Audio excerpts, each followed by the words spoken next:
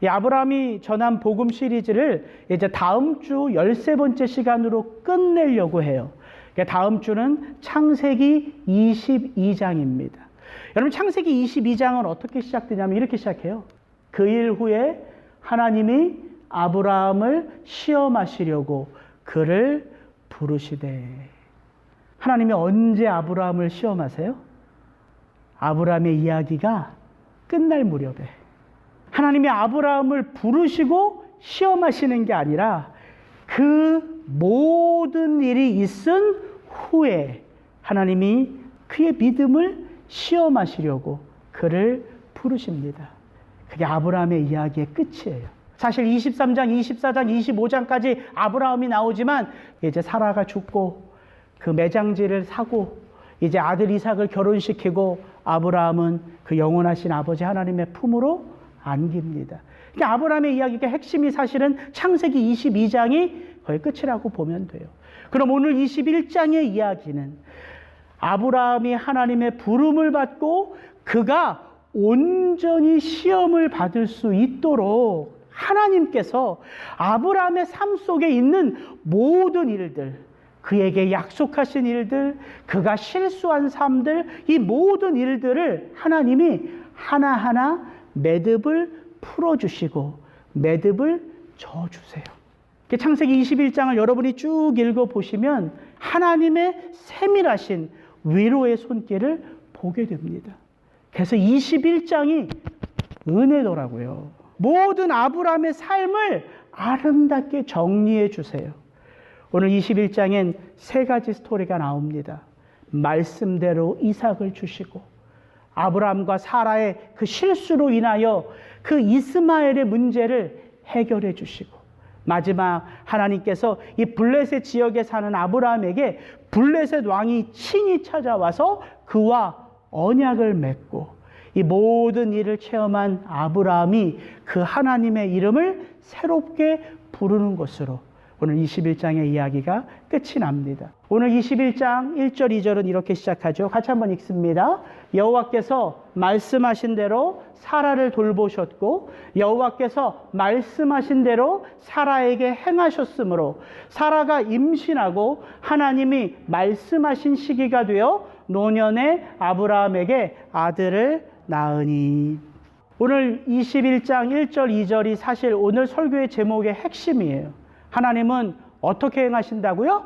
말씀하신 대로 행하신다고요. 여기 어디에 갑자기 드러난 일들이 있습니까? 아브라함의 나이 100세에 이삭을 얻습니다. 아브라함과 사라에게는 불가능한 일들이 어느 순간 기적처럼 일어난 일일 수 있어요. 그러나 이 일이 갑자기 일어난 일입니까? 아니요. 하나님이 아브라함과 사라를 그 갈대아 우르에서 부르실 때부터 반복해서 말씀하신 그 이야기가 하나님의 때에 아브라함과 사라의 삶 속에 일어난 거예요. 제가 지난주 말씀드렸잖아요. 하나님의 말씀, 이 말씀이라는 다바르라는 히브리어는 단지 말이 아니라 말씀대로 나타나고 이루어지는 하나님의 역사다. 그래서 하나님의 말씀은 우리의 인생 가운데 사건이다. 이렇게 말씀드렸어요. 그 하나님의 놀라운 역사가 아브라함과 사라의 삶에 나타났지요. 오늘 3절, 4절은 이렇게 이어집니다. 아브라함이 그에게 태어난 아들 곧 사라가 자기에게 낳은 그 아들을 이름하여 이삭이라 하였고 그 아들 이삭이 난 지 8일 만에 그가 하나님이 명령하신 대로 할 일을 행하였더라. 이 3절 4절에 어디 아브라함의 계획대로 아브라함의 마음대로 아브라함의 뜻대로 행한 행동이 있습니까? 없어요. 창세기 17장에 하나님이 아브라함에게 나타나셔서 하신 말씀 그대로 아브라함이 순종하는 모습으로 나타나요. 그래서 이렇게 되는 거예요. 그가 하나님이 명령하신 대로 행하였더라. 여러분, 이 1절과 3, 4절을 비교해서 보면 우리가 한 가지 깨달을 수 있는 일이 있어요.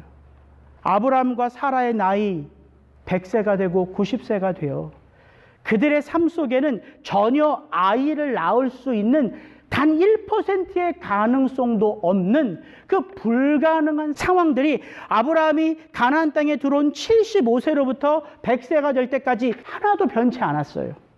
그런데 하나님이 약속하신 그 말씀이 아브라함과 사라의 삶 속에 응답이 되었어요. 이삭이 태어났지요. 하나님이 이루신 역사가 아브라함과 사라의 삶 속에 드러나니까 비로소 아브라함과 사라에게 말씀대로 순종하는 삶이 돼요. 하나님이 창세기 17장에 뭐라고 말합니까? 아들을 줄 테니까 그 이름을 이삭이라 하라. 하나님이 가르쳐 주셨지 아브라함이 사라가 결정한 이름이 아닙니다. 하나님이 또한 창세기 15장에 언약을 맺고 창세기 17장에 너의 집안에서 난 자든 네가 돈으로 산 자든 너의 집안의 모든 남자들은 난 지 8일 만에 무엇을 행하라? 할례를 행하라.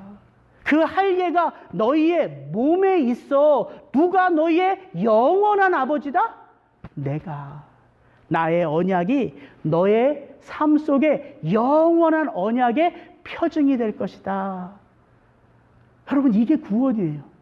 하나님이 말씀하신 대로 행하여 주시니까 우리의 삶 속에 이제 우리가 그 말씀대로 순종하는, 반응하는 삶의 아들이 딸이 되는 거예요. 이게 너무 신기하죠? 말씀대로 행하여 주시니까 말씀대로 행하는 삶이 드러난다고요. 아브라함과 사라의 인생 속에. 여러분, 신앙이 어렵게 생각하면 한없이 어렵지만 신앙은 너무 단순해요. 뭐예요? 말씀하신 대로 사는 게 신앙이잖아요. 계획하고 꿈꾸고 준비하는 게 아니라 말씀하신 대로 사는 게 신앙이에요. 근데 하나님이 말씀하신 대로 살 수 있도록 당신이 우리의 삶 속에 당신의 약속을 이루어 가신다고요. 그게 구원이에요. 오늘 6절, 사라가 이르되 하나님이 나를 웃게 하시니 듣는 자가 다 나와 함께 웃으리로다. 하나님이 아브라함과 사라에게 나타나셔서 내년 이맘때에 사라의 몸에서 아들이 생길 거다. 아브라함이 어떻게 반응했어요? 아브라함이 엎드려 웃으며 마음속으로 이르되 100세 된 나에게 무슨 아들이 있으리요? 90세 된 사라에게 무슨 자식이 있으리요? 사라가 장막문 밖에서 그 나그네의 이야기를 듣고 어떻게 반응했어요? 사라가 속으로 웃고 이르되 내가 노쇠하였고 내 주인도 늙었으니 내게 무슨 즐거움이 있으리요? 이게 아브라함과 사라의 반응이었어요. 하나님의 말씀 속에 그들은 웃음으로 반응했어요. 헛웃음. 겉으로 웃지 않고 마음속으로 피식하고 웃었어요. 하나님을 무시한 웃음은 아닙니다. 왜냐하면 그들이 늘 하나님을 체험해 왔기에. 그런데 그 하나님의 말씀을 누구에게 적용해 보니까, 지금 나에게 적용해 보니까 내 몸은 불가능해요. 그래서 이 웃음은 하나님을 무시하는 웃음이 아니라 그 말씀을 받아서 살아가는 나의 할 수 없음에 대한 웃음이라고요. 헛웃음. 그런데 하나님의 구원은요, 그렇게 자기 자신을 바라보는 우리의 그 헛웃음을 기쁨 가운데 함께 더불어 웃는 웃음으로 바꾸어 주세요. 사라가 이르되 하나님이 나를 헛웃음 짓게 하시니 이제는 내 삶에서 일어나는 하나님의 역사를 보며 듣는 모든 자가 나와 함께 웃으리라. 하나님이 진짜 우리의 삶 속에 간섭하시며 개입하시는 이유가 뭐냐면 우리를 웃게 하시기 위함이에요. 그래서 구원의 감격은 말할 수 없는 기쁨이에요. 공교롭게도 오늘 교동문에 보면 주님께서 우리 심령 속에 심어 놓으신 구원의 기쁨은 세상 사람들이 새 포도주의 풍성함보다 더하리이다. 여러분, 많이 갖는 기쁨이 있죠. 남보다 더 나은 삶을 사는 기쁨이 있어요, 있기는. 그러나 영원하신 기쁨과 바꿀 수 있는 기쁨이에요? 아니잖아요. 우리의 삶 속에 일어나는 그 구원은 영원한 생명의 구원입니다. 하나님이 그렇게 아브라함과 사라의 삶을 인도해 가세요. 오늘 말씀 8절부터 10절입니다. 아이가 자라매 젖을 떼고 이삭이 젖을 떼는 날에 아브라함이 큰 잔치를 베풀었더라. 사라가 본즉 아브라함의 아들 애굽 여인 하갈의 아들이 이삭을 놀리는지라. 그가 아브라함에게 이르되 이 여종과 그 아들을 내쫓으라. 이 종의 아들은 내 아들 이삭과 함께 기업을 얻지 못하리라 하므로. 창세기 21장 1절부터 7절까지가 하나님의 아브라함과 사라에게 말씀하신 그 말씀을 이루어내심으로 하나님의 축복을 체험케 했다면, 이제 8절부터 20절까지의 스토리는 아브라함과 사라가 하나님의 그 약속이 언제 우리의 삶 속에 일어납니까? 그 11년의 시간을 인내했지만 더는 인내하지 못했잖아요. 그래서 사라가 자기 몸종 하갈을 통하여 아브라함에게 자식을 보지요. 아브라함 나이 86세에 그가 이스마엘 아닙니까? 이제 이삭이 태어나고 이삭의 젖을 뗄 때, 이삭의 나이 3살, 4살 이 무렵에 아브라함이 큰 잔치를 베풀었어요. 근데 어떤 일이 있었냐면 사라의 눈에 하갈의 아들 이스마엘이 자기 아들을 희롱하는 그런 모습을 사라가 봅니다. 근데 제가 이 말씀을 묵상하면서 참 성경이 이렇게 세밀하구나. 오늘 잘 보세요. 아이가 자라매 젖을 떼고 이삭이 젖을 떼는 날에 아브라함이 큰 잔치를 베풀었더라. 애굽 여인 하갈의 아들이 이삭을 놀리는지라. 이게 누구의 눈에 비춰졌어요? 사라가 본즉 사라의 눈에. 제3자의 입장에서 이 이야기를 펼쳐가는 게 아니에요. 지금 이 벌어지는 일들을 하나님의 관점에서 펼쳐가는 것도 아니에요. 사라의 눈에 그렇게 보였다는 거예요. 저는 만약에 기자가 하갈에게 인터뷰를 하거나 이스마엘에게 인터뷰를 하면 이 두 사람은 억울했을 것 같아요. 아니, 어떻게 주인님의 아들을 우리 아들이 희롱할 수 있느냐. 이스마엘과 이삭 도련님은 비교할 수 없습니다. 아마 하갈이 이렇게 말하지 않았을까요? 이스마엘이 그것은 사라 주인님이 잘못 보신 겁니다. 제가 이 축제의 날에 어린아이 이삭을 보니까 이삭의 머리맡에 벌레가 있어서 그 벌레를 좀 치워주려고 이삭의 머리에 손을 댔는데 그렇게 오해를 한 겁니다. 예를 들면 이럴 수도 있다고요. 그런데 성경은 하나님의 관점이나 제3자의 관점으로 이 이야기를 풀어가는 게 아니라 누구의 관점에서 풀어가요? 사라의 관점에서. 사라가 보기에는 그 모든 이삭과 이스마엘의 이 관계가 불안불안한 거예요. 그럼 그게 어머니의 직감 아닙니까? 이스마엘이 이삭보다 13살이잖아요.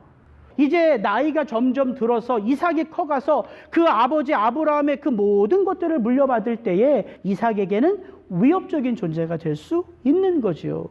그래서 사라는요, 이 문제를 어떻게 해결하고 싶어 해요? 애굽 여인 하갈과 그의 아들 이스마엘을 쫓아내 자신의 삶 가운데, 자기 집안의 삶 가운데 깨끗이 지워내고자 한다고요. 여인이요, 자식을 위해서는 이렇게 단호한 거예요. 근데 그 다음 문장은 이렇게 이어져요. 아브라함이 그의 아들 이스마엘로 말미암아 그 일이 매우 근심이 되었더니. 아브라함과 사라에게 놀라운 축복된 일이 일어났어요. 이삭이 태어났고 이삭을 위하여 큰 잔치를 베풀었습니다.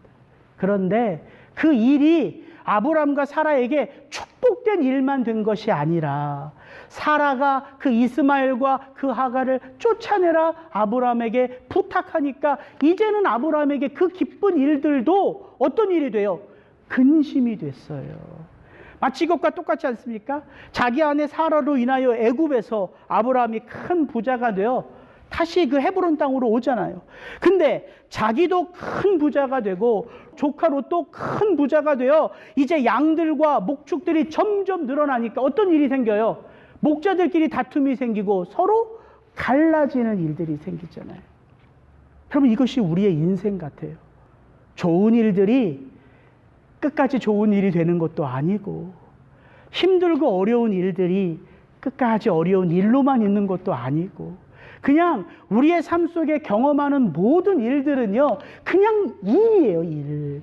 일어나고 흘러가고 지나가는 일이에요. 근데 그 일이 우리의 인생 가운데 왜 중요하냐면 바로 그 일을 통해서 우리는 항상 누구를 체험해요?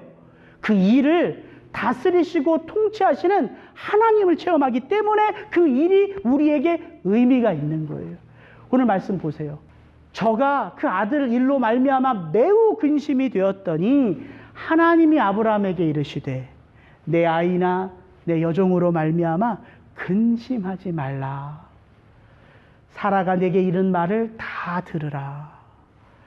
이삭에게서 나는 자라야 내 씨라 부를 것임이니라. 그러나 여종의 아들도 내 씨니 내가 그로 한 민족을 이루게 하리라 하신지라. 이 이스마엘의 이야기는요, 사라의 분노로 인하여 내 삶 속에서 내가 벌린 이 실수를 깨끗이 지워버리겠다라는 사라의 욕심으로 행한 행동일 수 있지만 하나님은요, 그 행동까지 하나님의 선한 뜻을 이루어 가시는데 사용하신다고요. 이게 하나님의 역사예요. 아브라함이 그 근심을 덜고 이렇게 말씀이 이어집니다. 아브라함이 아침에 일찍이 일어나 떡과 물 한 부대를 가져다가 하갈의 어깨에 메워주고 그 아이를 데리고 가게 하니 하갈이 나가서 부엘세바 광야에서 방황하더니 가죽 부대에 물이 떨어진지라.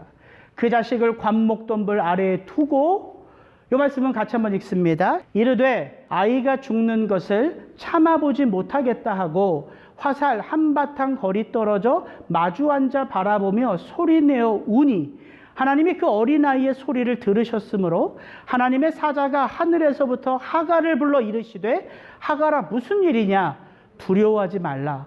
하나님이 저기 있는 아이의 소리를 들으셨나니 일어나 아이를 일으켜 내 손으로 붙들라. 그가 큰 민족을 이루게 하리라 하시니라. 여러분 이 말씀을 읽어보면 논리적으로 좀 이상한 대목이 있지 않아요? 잘 보세요. 하갈이 이르되 아이가 죽는 것을 참아 보지 못하겠다 하고 화살 한바탕 거리 떨어져 마주 앉아 바라보며 소리내어 우는 사람은 누구예요? 하갈이에요. 옛날 개역 한글에 보면 하갈이 방성대곡했다라고 이렇게 해요. 하갈이 시름시름 아는 그 아들을 보면서 내가 죽어가는 아들을 내 눈으로 보지 못하겠다. 죽어가는 아들의 신음소리를 내 귀로 듣지 못하겠다. 그래서 관목 덤불 안에 이스마엘을 두고 화살 한 번 쏘는 거리만큼 떨어져서 그 이스마엘이 있는 곳을 향하여 통곡하는 장면이에요. 통곡은 엄마 하갈이 했는데 하나님이 누구의 소리를 들었어요? 이스마엘의 우는 소리를 들으셨다고 말해요. 이게 논리적으로 맞지 않아서 구약 성경을 헬라어로 쓴 70인경에 보면 16절, 17절에 우는 자를 하갈이라고 안 하고요. 그걸 바꿔버려요. 이스마엘. 그래서 이스마엘이 울고 이스마엘의 울음소리를 하나님이 들었다. 이렇게 표현해요. 그러나 이 히브리 성경은요, 그대로 번역해요. 근데 저는 이게 은혜가 되더라고요. 여러분, 기도가 뭐예요? 중보 기도가 뭡니까? 내 아들을 위해서 중보 기도를 해요. 근데 그 아들은 하나님을 알지도 못하고요. 하나님을 찾지도 않고요. 하나님께 기도는 더더구나 안 해요. 그런데 고통 가운데 있어요. 누가 그 아들을 대신해서 전심으로 기도할 수 있어요? 어머니잖아요. 아버지잖아요. 그게 중보 기도예요. 그는 하나님을 찾지도 않고 그는 하나님 앞에 엎드리지도 않지만 그를 대신하여 그의 이름으로 하나님 앞에 엎드릴 때 하나님이 누구의 소리를 들으신다고요? 그 아들의 그 신음소리를 들으시고 간섭하신다고요. 이게 하나님이 이 땅을 다스리는 방법이에요.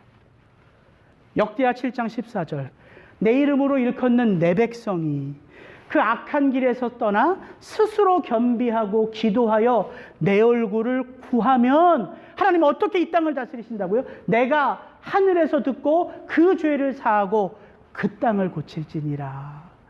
이게 하나님의 통치 방법이라고요. 하나님이 어떻게 이 땅을 다스리시냐면 이 땅을 놓고 기도하는 하나님의 백성들의 그 삶을 보고 그 기도를 듣고 이 땅을 다스리고 통치하신다고요. 이게 교회가 세상을 섬기는 방법이라고요. 어제 이 말씀을 묵상하면서 혼자 산책을 하는데요. 이런 생각이 들었어요. 산책하면서 제가 습관처럼 여러분들 기도 리스트를 가지고 하나하나 기도하면서 걷는 거예요. 우리 집사님, 권사님 그냥 기도 제목에 보면 아들, 며느리, 손녀들, 손주, 지금 경험하고 있는 아들의 문제부터 시작해서 여러 가지 기도 제목을 쭉 보내오시는 거를 제가 그냥 산책할 때마다 늘 그 이름들을 불러가면서 기도하는데 문득 제 안에 무슨 생각이 들었냐면 그 며느리는 내가 누군지도 모르는데 그 손녀는 우리 할머니가 다니는 교회 목사님이 나를 위해서 이렇게 기도하는지를 모르는데 그렇지, 이게 교회구나. 이게 교회예요. 그러니까 하나님의 교회가 영광스럽다라는 말은요, 교회가 이 세상 가운데 드러난 모습으로도 충분히 영광스러울 수 있습니다. 그러나 교회의 영광은 보이지 않는 영광이라고요. 어떤 영광? 서로가 무엇으로 연결되어 있어요? 그 하나님 앞에 엎드리는 기도의 끈으로.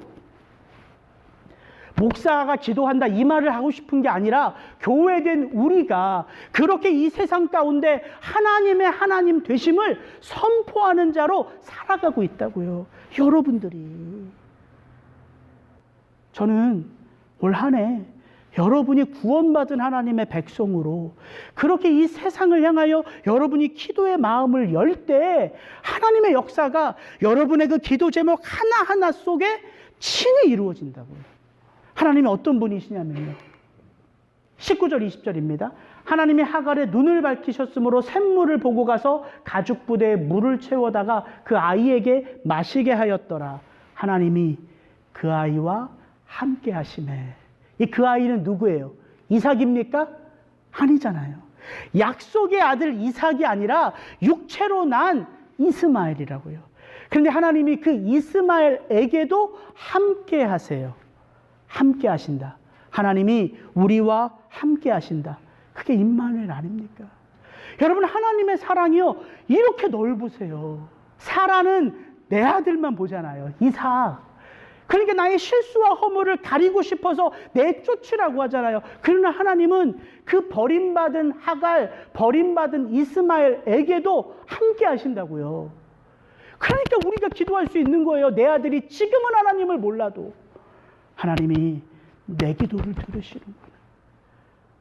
하나님이 나의 부르짖음을 듣는구나. 우리가 깨달을 수 있는 거라고요.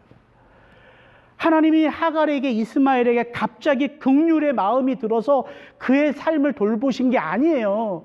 창세기 16장 하갈이 임신했을 때에 하나님이 그 쫓겨난 하갈이 그 광야에서 그 임신한 몸으로 두려움 가운데, 외로움 가운데, 적막함 가운데 있을 때 하나님이 나타나셨잖아요. 여호와의 천사를 보내셨잖아요. 그리고 하나님이 이렇게 말씀하시죠. 돌아가라. 내 주인 사라에게로 돌아가 그의 말에 순종해라. 걱정하지 마라. 내 아들, 그 아들의 이름을 이스마엘이라 할 것이다. 그 이스마엘의 뜻이 이거예요. 여호와께서 들으셨다. 이게 이스마엘의 뜻이에요.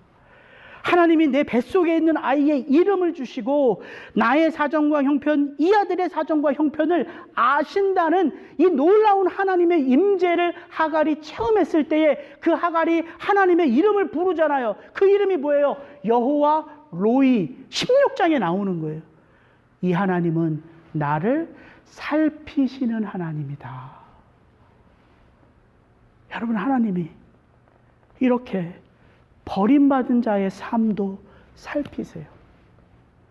아니, 이 하갈이 하나님에 대해서 뭘 들었겠어요? 그 아브람 집안에서 몸종으로 살아가면서. 근데 하나님이 친히 그녀의 삶 속에 나타나셔서 그녀로 하여금 뭘 알게 하세요? 하나님이 어떤 분이신지를 알게 하시라는, 그 하나님이 살피시는 하나님이라고요. 이 하나님의 역사예요. 아브라함의 실수, 사라의 실수를 하나님의 은혜 가운데 덮어주시고 그 아브라함의 씨인 이스마엘도 한 민족을 이루어가게 하신다는 거죠. 그래서 우리의 실수, 우리의 실패도 그분의 손에 들리면 치료가 일어나고 역사가 일어나는 것입니다. 그리고 오늘 창세기 21장의 끝은 이렇게 끝나요. 아브라함이 그 사라를 누이라고 속이고 아비멜렉에게 혼쭐 나잖아요. 근데 그 아비멜렉이 꿈에서 하나님을 만나 그 아브라함이 어떤 존재고 사라가 어떤 존재인지를 알고 다 갚아줘요. 그 사라의 수치도 은 1000세겔로 갚아주고, 그리고 아브라함에게 이렇게 말합니다. 네가 네 앞에 펼쳐진 땅 가운데, 이 블레셋 땅 가운데 네가 원하는 곳에서 살아라. 그렇게 아브라함이 그 블레셋 지역에서 지금 살고 있어요. 그러던 어느 날 이 아비멜렉이 군대 장관 비골과 함께 아브라함을 찾아옵니다. 그리고 이렇게 말해요. 때에 아비멜렉과 그 군대 장관 비골이 아브라함에게 말하여 가로되 내가 무슨 일을 하든지 하나님이 너와 함께 계시도다. 그런즉 너는 나와 내 아들과 내 손자에게 거짓되이 행치 않기를 이제 여기서 하나님을 가리켜 내게 맹세하라. 여러분, 세상이요, 지금 누구를 주목하고 있어요? 하나님의 사람들이에요. 아비멜렉이 누구를 바라보고 있어요? 아브라함을 바라보고 있어요. 내가 보니까 너의 삶 속에 누가 함께하고 있다? 하나님이 함께하고 있다. 이것이 아브라함에게는 큰 위로였겠지요. 하나님이 나와 함께 하심을 세상이 보고 이야기해줘요. 야, 하나님이 너와 함께하고 계셔. 이제 그래서 내가 너와 언약을 맺고 싶어. 근데 여러분, 이게 다르게 생각해 보면 참 우리가 조심하면서 살아야 돼요. 내가 누구인지를 누가 안다고요? 세상이 안다고요. 내가 그리스도 예수의 사람인 줄을 세상이 알아본다고요. 그래서 우리의 삶이 거울처럼 이 세상 가운데 비추어지는 거예요. 근데 오늘 이 구절도 쭉 읽어보면 이게 참 멋진 구절이에요. 아브라함과 하나님의 이 관계가 어떻게 시작됐습니까? 하나님이 그 아브라함을 부르시고 그를 축복하시고 그와 무엇을 맺음으로 시작됐어요? 언약을 맺음으로 시작됐어요. 언약을 맺음으로. 이제 아브라함의 인생이 이제 끝이에요. 22장이 끝이에요. 아브라함의 그 인생 끝에 어떤 일들이 아브라함에게 일어나요? 하나님과 아브라함이 맺은 그 언약을 통하여 아브라함의 인생을 누가 붙들고 있음을 세상이 알아요? 하나님이 붙들고 있음을 세상이 알아요. 그 족장 아브라함에게 누가 찾아와서 언약을 맺자고 해요? 블레셋 왕이요. 여러분, 이게 무엇을 우리에게 말합니까? 하나님이 아브라함에게 부르시죠. 너는 복이 될지라. 너를 축복하는 자를 내가 축복하고 너를 저주하는 자를 내가 저주하리니 너는 복의 근원이라. 아브라함의 삶 속에 그 일들이 이루어지고 있다고요. 너무 멋지지 않아요? 그러면서 이 이야기의 끝이 이렇게 끝나요. 그들이 브엘세바에서 언약을 세우매 아비멜렉과 그 군대 장관 비골은 떠나 블레셋 사람의 땅으로 돌아갔고 아브라함은 브엘세바에 에셀 나무를 심고 거기서 영원하신 하나님의 영원하신 여호와의 이름을 불렀으며 그가 블레셋 사람의 땅에서 여러 날을 지냈더라. 아브라함의 스토리 속에 새로운 하나님의 이름이 등장해요. 영원하신 하나님, 영생하시는 하나님. 그래서 이 히브리어가 엘 올람이에요. 이 창세기 스토리를 보면서 우리가 뭘 하나 알아요? 하나님은 하늘에 계신 분이 아니라 그가 부르시고 그가 약속하신 그 인생의 자리에 함께 하셔서 무엇을 체험하게 해요? 하나님 당신이 누구인지를 체험하게 해요. 그래서 우리가 창세기 12장부터 이제 다음 주까지 읽어보는 가운데 여호와의 이름이 등장해요. 창세기 14장인가요? 소돔 고모라 백성들이 북방한 그돌라오멜에게 잡혀갔을 때 아브라함이 가서 그들을 구원해내죠. 그때 누가 아브라함을 맞아요? 소돔왕과 살렘왕이 맞죠. 그 살렘왕 멜기세덱이 아브라함에게 너의 승리는 누구의 도움이다? 지극히 높으신 하나님의 도움이다. 엘론 이렇게 나와요. 지극히 높으신 하나님 여호와 엘론. 그리고 하갈이 그 하나님을 체험함으로 그 하나님은 엘로이. 그리고 하나님이 그 실수했던 아브람과 사라에게 13년 만에 찾아오셔서 창세기 17장에 나는 전능한 여호와라. 너는 내 앞에서 행하여 완전하라. 엘 샤다이. 오늘 하나님이 아브라함에게 이룬 이 모든 일들을 통하여 아브라함이 그 하나님의 이름을 영원하신 하나님, 영생하시는 하나님 엘 올람이라고 부르고요. 다음 주 스토리는 우리가 너무나 잘 아는 여호와 이레의 하나님, 친히 준비하시는 하나님. 이게 창세기 아브라함의 스토리가 우리에게 주는 도전이에요. 하나님은 저와 여러분들에게 어려운 삶을 요구하시는 게 아니에요. 우리는 특별한 일들이 일어났으면 하잖아요. 나의 삶 속에, 우리 가정의 삶 속에, 우리 교회의 삶 속에 특별한 일들이 일어났으면 좋겠어요. 왜? 그럼 내가 뭐라도 좀 된 것 같거든. 하나님 저를 구원하신 거 알고요. 하나님 저에게 목회자로 부르신 것 알고요. 그런데 좀 특별한 일이 일어나서 내가 그 많은 목사들 가운데 좀 더 탁월한 목사가 되기를 원합니다라는 바람이 있다고요. 그런데 아브라함의 이야기를 보니까 우리에게 특별한 일이 일어나서 우리가 특별한 사람이 되는 게 아니라 우리에게 특별하신 분이 함께 하고 계시기에 우리의 삶이 특별한 거더라고요. 그래서 아브라함이 실수하고 넘어지고 실패하고 너는 내 앞에서 행하여 완전하라 말씀하셨는데 우리 창세기 20장까지 어디 아브라함의 삶 속에 그 완전한 삶을 봐요. 조금 잘한 것 같다가도 넘어지고 온전하게 사는 것 같다고도 실패하고 이 모습 보잖아요. 아브라함이 그의 의로움으로 하나님의 말씀을 붙든 게 아니라 하나님의 말씀이 아브라함의 삶을 늘 붙들고 있었던 거예요. 그래서 고난 중에서도 축복이고요. 아픔 속에서도 하나님의 영광은 드러나고요. 길이 막힌 것 같은 상황 속에서도 하나님의 뜻은 이루어지는 거예요. 이게 축복이라고요. 오늘 새벽에 계속해서 이 말씀을 묵상하는데 이 찬양이 생각나더라고요. 제가 좋아하는 찬양 중에 하나인데 마커스의 주 은혜임을. 근데 처음엔 이게 이 노래인지 몰랐는데 뭐가 생각이 나냐면 이 가사가 자꾸 생각이 나는 거예요.